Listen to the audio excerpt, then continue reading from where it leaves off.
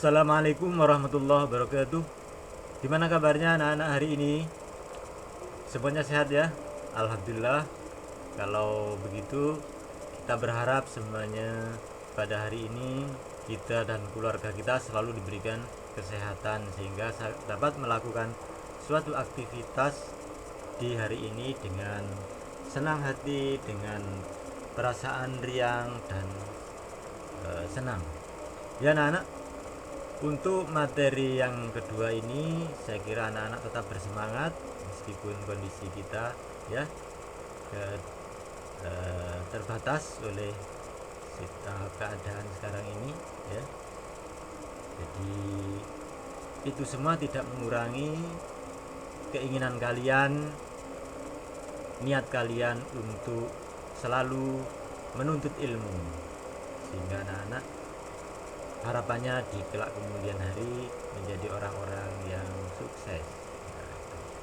Ya anak-anak, pada materi yang kemarin yaitu membahas tentang pengertian seni secara umum, kemudian pengertian menggambar secara umum. Nah, kemudian anak-anak, sekarang kita mulai pada bab 1. Jadi kemarin kalau ada disinggung sedikit-sedikit tentang bab 1, kita akan memperdalam lagi supaya anak-anak apa? Tujuannya kemarin itu tentang wawasan seni. Jadi anak-anak itu kan belajar seni. Seni itu ada bermacam-macam, ada seni musik, kemudian seni rupa, seni tari, seni teater. Nah, kita masuk pada materi yang akan kita pelajari yaitu tentang menggambar atau seni rupa. Masuk pada bab 1 yaitu menggambar flora, fauna, dan alam benda. Anak-anak tahu flora? Tentunya semua tahu ya. Flora adalah menggambar bunga, tumbuh-tumbuhan, tanaman, pokoknya beberapa jenis tanaman atau sejenis tanaman, itu namanya menggambar flora. Kemudian fauna, saya yakin kalian tahu waktu di SD, di MI, fauna adalah dunia hewan. Menggambar hewan contohnya misalnya kupu-kupu, burung, dan lain-lain. Kemudian alam benda. Alam benda ini apa? Alam benda itu berupa perabot yang ada di sekitar atau benda-benda yang ada di sekitar kita, misalnya meja, kursi, almari, dan benda-benda yang lain yang bisa dibuat objek menggambar. Kemudian masuk pada materi pembelajaran A, yaitu pengertian menggambar.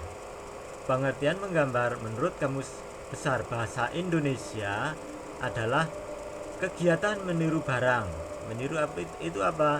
Meniru yaitu mencontoh barang, berupa barang, kemudian orang, binatang, dan sebagainya yang dibuat dengan coretan pensil atau alat lainnya pada sebuah kertas. Nah, ini. Kalau misalnya pada batu, pada kayu itu namanya mengukir. Tapi kalau pada kertas namanya menggambar. Kita lanjutkan prinsip menggambar. Prinsip menggambar adalah keseimbangan atau balance, kesatuan, yaitu unity, irama, center of interest, proporsi atau perbandingan, keselarasan.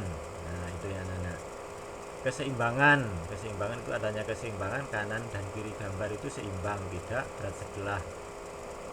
Kemudian kesatuan, satu bagian lukisan itu menyatu sehingga terlihat bagus. Kemudian irama, center of interest itu adalah bentuk, misalnya ini.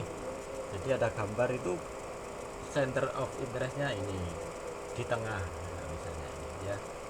Ada gambar yang kelihatan menonjol, itu namanya center of interest. Kemudian proporsi, terus perbandingan, keselarasan.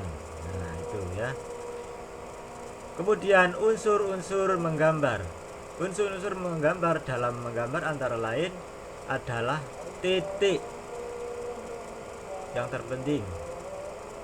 garis, bidang, bentuk, ruang, warna, tekstur, dan gelap terang. Jadi anak-anak bisa mempelajari di buku LKS maupun buku paket tentang apa itu titik, kemudian garis, bidang, dan lain-lain. Nah, itu contoh unsur menggambar. Nah, ini contoh-contohnya, ada beberapa contoh, kamu bisa lihat garis, beberapa garis, contohnya garis mendatar, garis tegak, garis miring, garis lengkung, garis persilangan, garis sejajar, garis zigzag, garis spiral. Anak-anak tahu obat nyamuk? Nah, itu contoh garis spiral. Kemudian garis gelombang, misalnya gelombang pada alam, gelombang pada air. Nah, itu ya, itu anak-anak contoh dari beberapa unsur seni rupa. Nah ini tadi sudah ada keterangan bahwa salah satu unsur adalah titik. Titik adalah bagian terpenting dari menggambar, ya. Kemudian garis, dari titik tadi yang paling sederhana, sekarang dilanjutkan garis. Garis ini bisa garis lurus, ya, macam-macam tadi ya, tapi masih belum membentuk suatu bidang. Nah, kalau bidang itu adalah garis yang sudah mulai membentuk suatu ruang. Nah, ini misalnya garis dibuat garis lurus, kemudian ada samping kanan kiri, namanya bidang. Nah, ini ya, contoh dari bidang. Nah, ini bidang balok, nah, contohnya ini. Kemudian ada bidang segitiga, kemudian bidang berupa lingkaran. Nah, nanti setelah urut titik, garis, bidang, nah ini selanjutnya adalah kalau bidangnya sudah dibuat dalam sisi-sisi lengkap, ya, 4 sisi,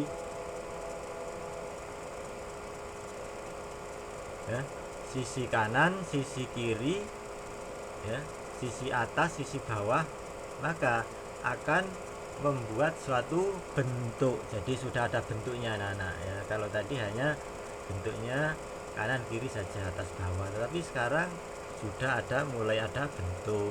Nah, ya, ini anak-anak ya, ini bentuk persegi. Nah, ini kalau ini tadi bentuk lingkaran, kemudian dibuat dimensinya. Nah, jadi ada unsur dimensi sehingga dinamakan bentuk bola.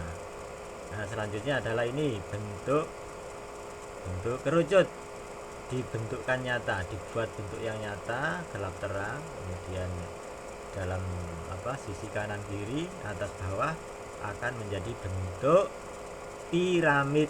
Contoh piramid yang nyata adalah di mana, anak-anak? Di Mesir. Nah, itu ya. Ya, itu anak-anak dari beberapa contoh garis, titik, garis, bidang, dan bentuk. Nah, itu ya.